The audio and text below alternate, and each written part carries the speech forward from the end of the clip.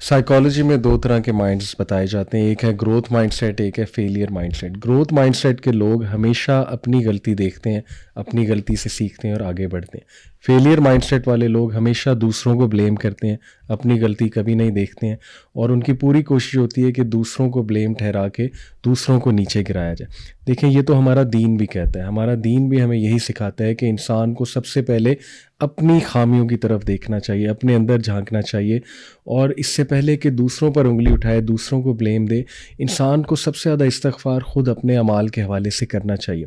जैसे कि इमाम शाफ़ी का ग़ालिबन कौल है कि मैं दूसरों के साथ बहुत इजी हूँ और अपने साथ बहुत हार्श हूँ, और इंसान को ऐसे ही होना चाहिए कि दूसरों के लिए बहुत नरम हो लेकिन अपने ऊपर चीज़ों को मुसल्लत करना चाहिए और अपने आप को बहुत ज़्यादा इंसान को डिसिप्लिन रखना चाहिए। इसमें मैं छोटा सा आपको एक वाक़या भी सुनाता हूँ। वाक़या शायद फ़र्ज़ी है लेकिन इससे बहुत से पॉइंट्स हमें समझ आएंगे।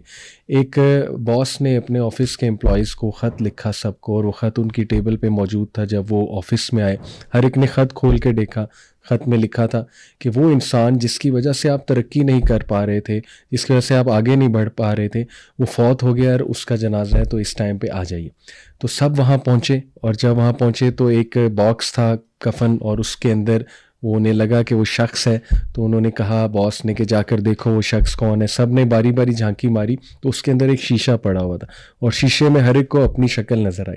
असल में वो सिखाना ये चाह रहा था कि असल में वो शख्स जिसके ऐसे तुम ज़िंदगी में पीछे हो वो तुम खुद हो, क्योंकि इंसान बहुत ज़्यादा ब्लेम गेम्स करता है। इसीलिए नबी अकरम सल्लल्लाहु अलैहि वसल्लम की सीरत से हमें क्या पता लगता है। आप देखिए कि ग़ज़वा उहद के मौके पर अल्लाह के नबी सल्लल्लाहु अलैहि वसल्लम ने सहाबा से जब मशवरा लिया कि हमें अंदर रह के लड़ना चाहिए मदीने में या बाहर जाके, तो जो यंग सहाबा थे, काफ़ी जोश था उनमें, पैशनेट थे, उन्होंने कहा हमें बाहर जाके लड़ना चाहिए। हज़रत हमज़ा रज़ियल्लाहु अन्हु वहाँ मौजूद थे और उन्हें बहुत गुस्सा चढ़ा कि नबी सल्लल्लाहु अलैहि वसल्लम का व्यू जब इन्हें पता है, क्योंकि अल्लाह के नबी का अपना व्यू था कि अंदर रह के लड़ना चाहिए।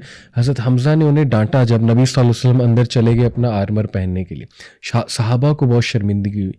सहाबा ने कहा हमारी तरफ से माफ़ी मांगिए रसूलुल्लाह से। लेकिन जब रसूलुल्लाह सल्लल्लाहु अलैहि वसल्लम तशरीफ़ लाए अपना आर्मर पहन के, तो हज़रत हमज़ा को उन्होंने जवाब दिया कि जब एक नबी आर्मर पहन ले तो उसे ज़ेब नहीं देता कि उसको उतार दे। अब हम यही करेंगे जो सबका मशवरा है। और तारीख़ इस बात की गवाह है कि मुसलमानों को जंग उहद में नुकसान उठाना पड़ा, लेकिन आपको एक भी जुमला हमारे नबी का नहीं मिलेगा कि उन्होंने कभी यंग साहबा को ब्लेम किया हो या कहा हो कि इनकी वजह से हमें नुकसान उठाना पड़ा है। लीडर जो है वो ओन करता है तमाम चीज़ों को, और इसीलिए घरों में जब ब्लेम गेम होती है तो रिश्ते ख़राब होते हैं। छोटा भाई बड़े भाई को ब्लेम करता है, बड़ी बहन छोटी बहन को ब्लेम करती है, कुछ चीज़ों में माँ बाप को भी ब्लेम किया जाता है।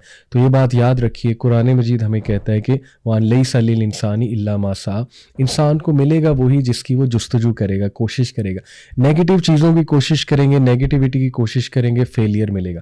पॉजिटिविटी, अच्छी चीज़ों की कोशिश करेंगे, ग्रोथ मिलेगी। इसलिए अपनी सोच को मुस्बत रखिए, अपना तज़किया करते रहिए और ख़ामोशी इख्तियार कीजिए। इससे पहले किसी को ब्लेम करें, और किसी को नसीहत करनी है तो अकेले में जाकर करिए। यही नबवी तरीका है और यही कामयाबी का तरीका है। अपने आप को पॉजिटिव रखिए।